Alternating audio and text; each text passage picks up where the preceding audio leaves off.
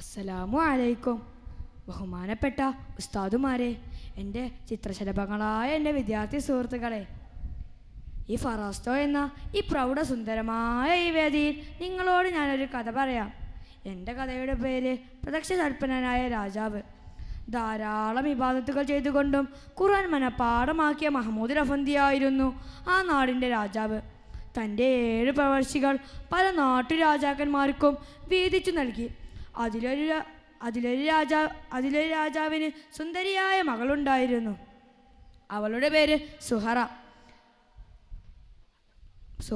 സുഹറയും മഹ്മൂദ് അഫന്ദിയുമുള്ള വിവാഹം ഉറപ്പിച്ചു വച്ചിരിക്കുകയായിരുന്നു. ഒരു ദിവസം മഹ്മൂദ് അഫന്ദി നായാട്ടിനായി ദേഹത്തി എണ്ണ തേച്ചുകൊണ്ട് കൊട്ടാര മട്ടുഭാഗത്ത് എന്നെ ഉലാത്തുകയായിരുന്നു. ഖുർആൻ പാരായണത്തിന് ഏറെ താല്പര്യം കാണിച്ച മഹ്മൂദ് അഫന്ദി ഖുർആൻ പാരായണം ചെയ്തുകൊണ്ടേയിരുന്നു. ആലിമ്രാനിലെ 26-ാമത്തെ അധ്യായമെത്തിയപ്പോൾ മഹ്മൂദ് അഫന്ദിക്കൊരു സംശയം.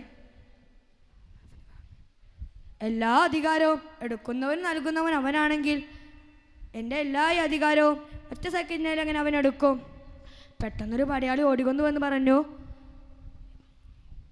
മഹാരാജാവേ, കൊട്ടാര ഭൂമുറ്റത്ത് ഒരു പുലി. ഓ പുലിയോ? മഹ്മൂദ് അഫന്ദി കൊട്ടാര മുറ്റത്തെത്തി.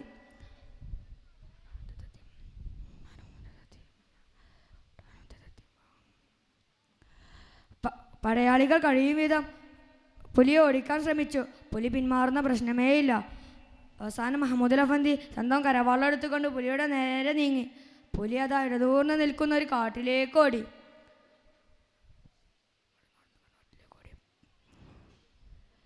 ദീർഘനേരത്തെ യാത്രയ്ക്ക് ശേഷം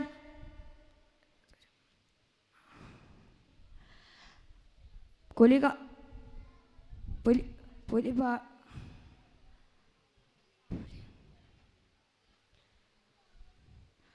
കാട്ടിൽ നിന്ന് അപ്രത്യക്ഷനായി. മഹ്മൂദ് അഫന്ദി അവിടെ ഒരു പാറപ്പുറത്ത് കിടന്നുറങ്ങി. അതേ ദിവസം ആ നാട്ടിലെ നമ്മുടെ സുഹറയുടെ കൊട്ടാരത്തൊരു കളവ് നടന്നു.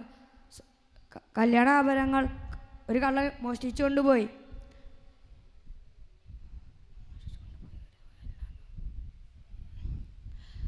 ഇതറിഞ്ഞ രാജാവ് കോപാകുലനായി. ആളെവിടെ?